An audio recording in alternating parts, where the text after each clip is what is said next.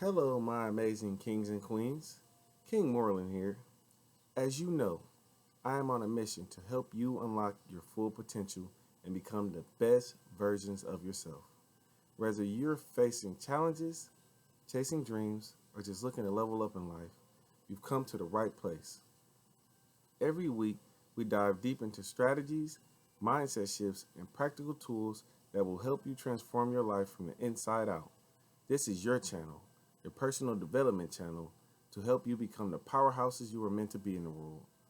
A channel where mediocrity isn't an option and excellence is our standard. So if you're ready to join a community of passionate individuals like yourself, committed to growth and achievements, hit that like button, hit that subscribe button, and let's continue on this journey together. All right. Welcome back, kings and queens. King Moreland here. And today, we're closing out this powerful three-part series with something that will change your life if you let it. You've learned how to stop procrastinating. You've learned how to take bold, decisive action, but now it's time to lock it in for life. Because without habits, motivation fades. Without systems, goals collapse. And this episode is your blueprint to not only stick to taking action and stopping procrastinating, but to build habits that stick for life and build a legacy that lasts forever. So, here's some actionable steps to make that happen. We kind of closed off on this in the last episode. This is right where we pick up. Build an identity. Identity first, habit second. You don't rise to the level of your goals. You fall to the level of your systems.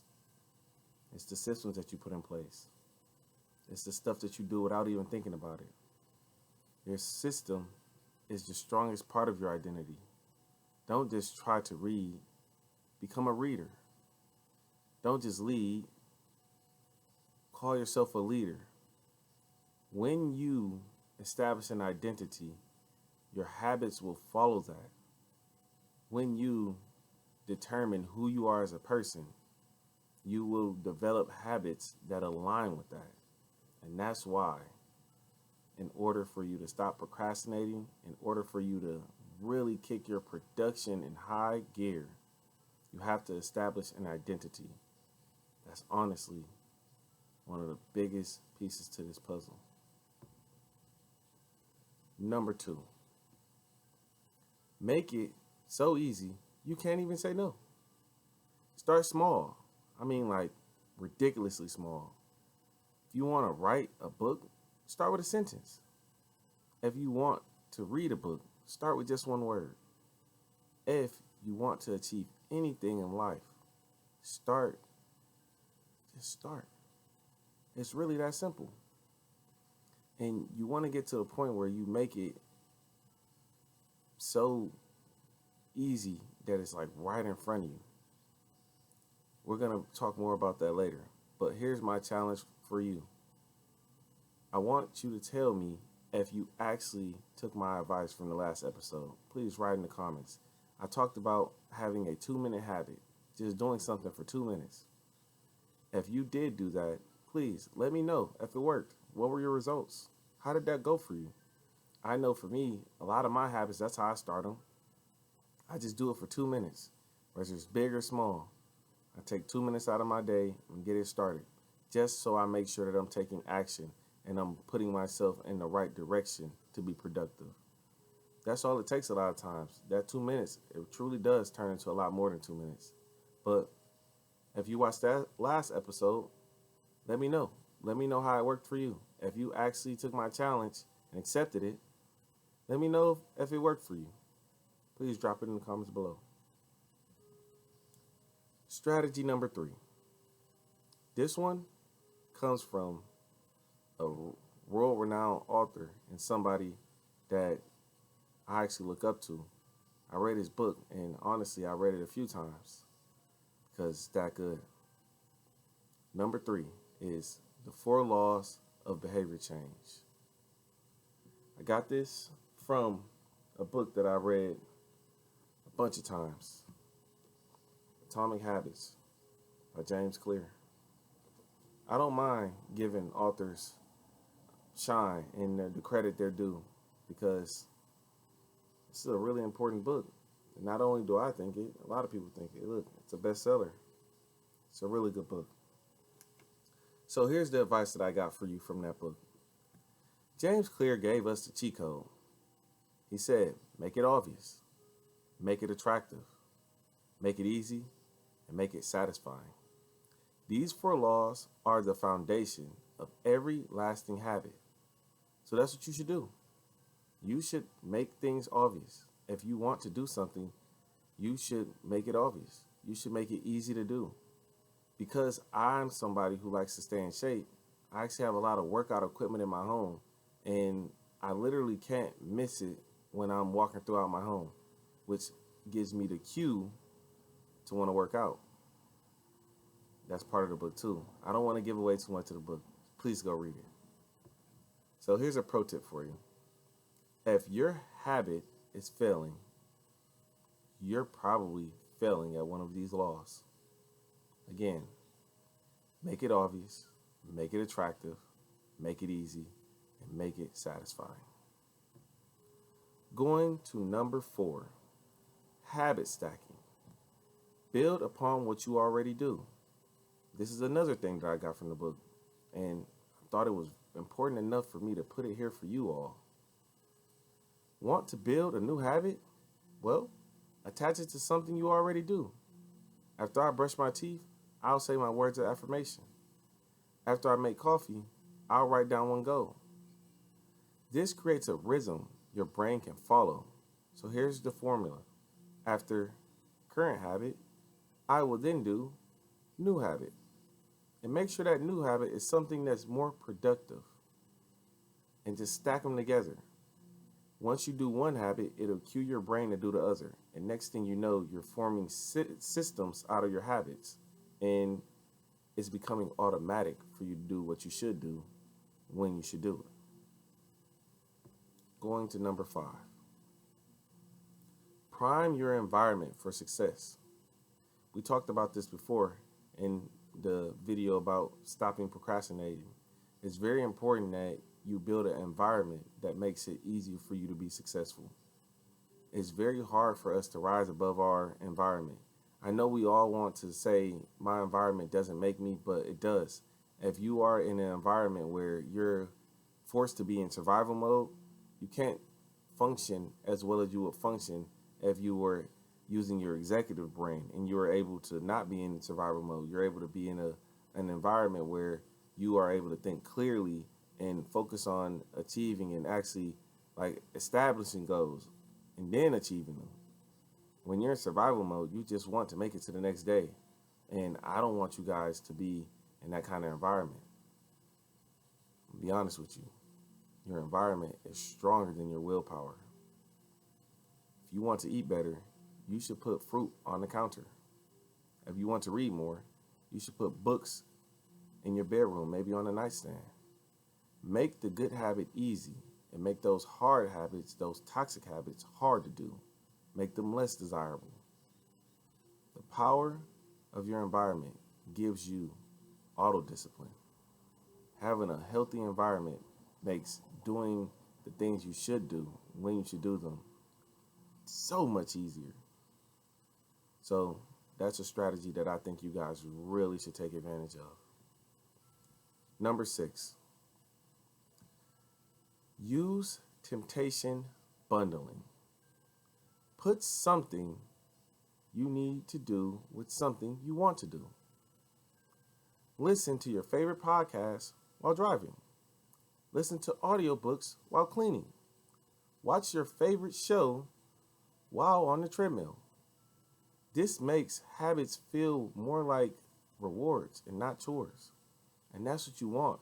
You want your habits not to be hard. You want them to get to the point where they're easy and where you're doing them, you're stacking it with something else that you really enjoy doing while actually being productive at the same time. Here's the formula. Only do fun thing while also doing productive habit. if you do something that you find fun or relaxing while also doing something that's productive and you do them at the same time, it makes it so much easier to do the productive habit. Normally, productive habits are boring, but if you mix them with something that's fun, now you place yourself in a position where you're going to do the productive habit regardless because you're actually having fun while doing it. You got to think about these things. But just in case you didn't, I'm putting it together for you in this video so I can put it fresh on your mind. Going to number 7. Track it and celebrate it. What gets tracked gets repeated. Use a habit tracker, a calendar. For example, I have mine here. See that? It's a habit tracker. I track everything. You know, there's some habits on there about being on time. There's a habit on there about going to sleep on time. There's a habit on there about reading. I make sure that I track my habits because when I'm able to track them, I know that if I've been slacking or not. You know, this also serves as an accountability partner because it literally has dots. So if I put X's, then that means that I didn't do it that day. So if I know I have a bunch of X's, it literally serves as a accountability partner because it gets me fired up to make sure I get back on that habit and that I get back in the flow of things. So get a habit tracker. You know, start using your calendar more. Get a checklist. Make sure you just show up and that you do what you're supposed to do when you're supposed to do it. And eventually, you'll build momentum. We talked about that too. So here's your power move. Don't break the chain. Don't break the chain of your habits. Because if you miss one day, that's a mistake. But if you miss 2 days, you're forming a new habit of not doing what you're supposed to do when you're supposed to do it. I don't want that to happen to you. I want you to be able to keep track of your habits so you know when you miss a day, you got to hop back on the wagon and get back to it. Going to number 8. Build a habit contract. Put your habits in writing. Sign it. Share it. Make it real. A habit contract adds pressure on yourself, but it's healthy pressure. It's holding you accountable to the commitment that you made to yourself to do what you're supposed to do when you're supposed to do it. If you have a habit of working out, make it a contract. Literally write it out. I will work out 4 to 5 days a week, every week.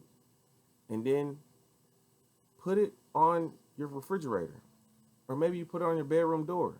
Make it to where you can't miss it, because that is what's going to help you stay locked in on that achievement that you set out to get. That's what's going to do it for you. So that's my challenge for you. Try it for 30 days.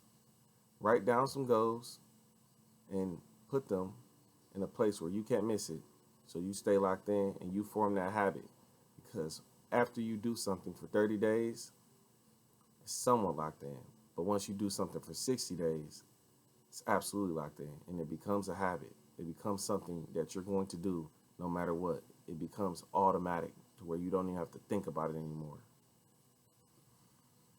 Going to number 9. Master the plateau of latent potential.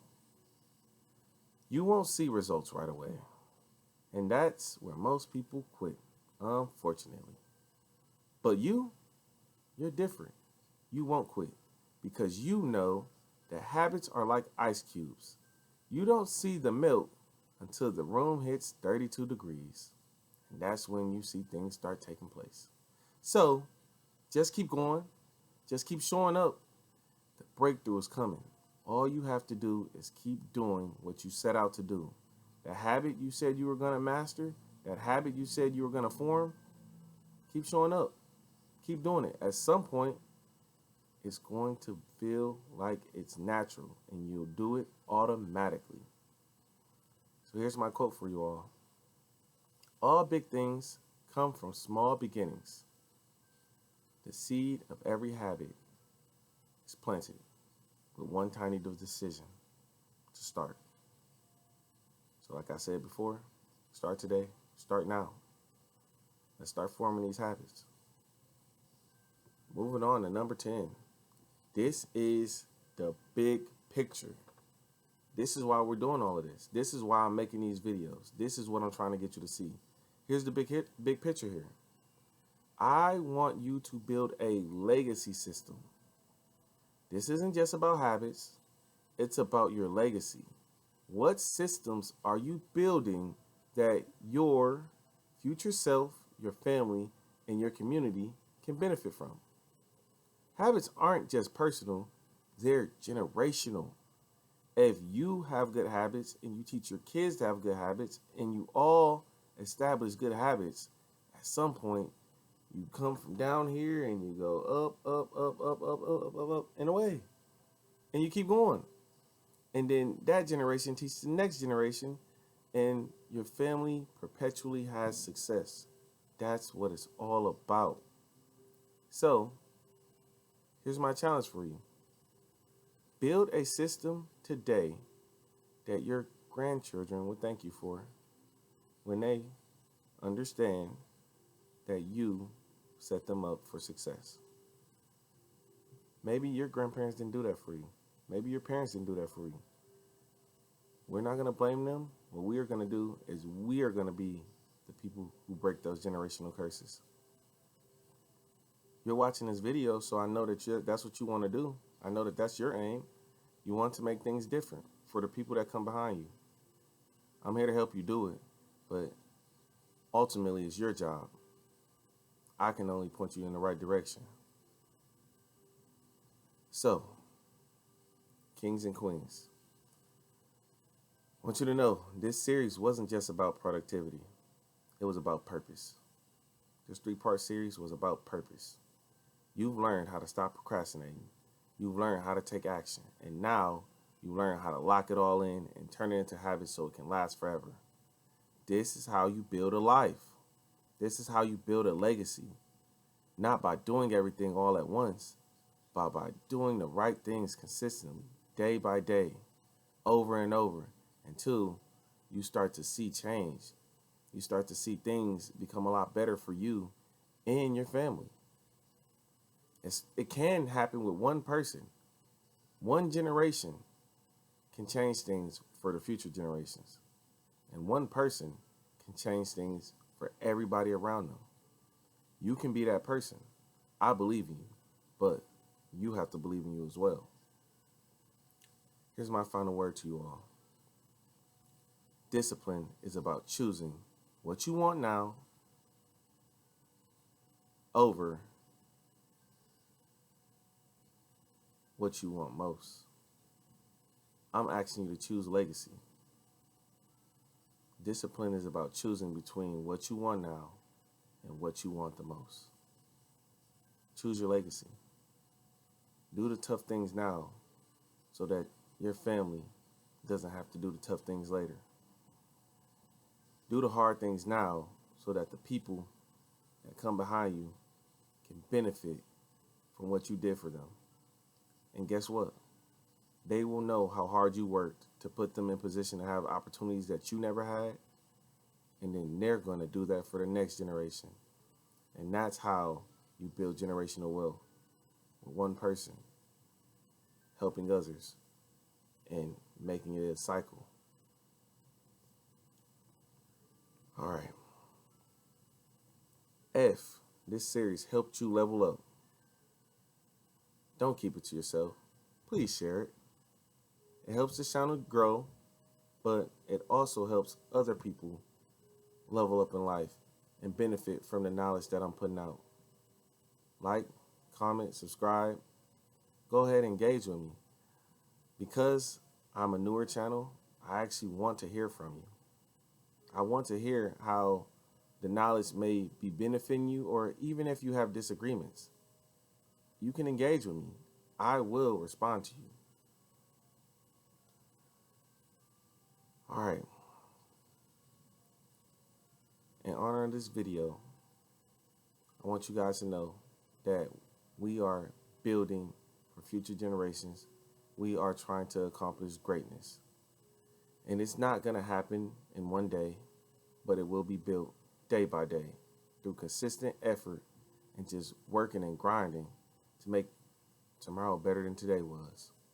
So let's build, let's continue to grow, and let's create a better tomorrow. We're changing the world one person at a time, me and you both. As always, I love you all, and I salute.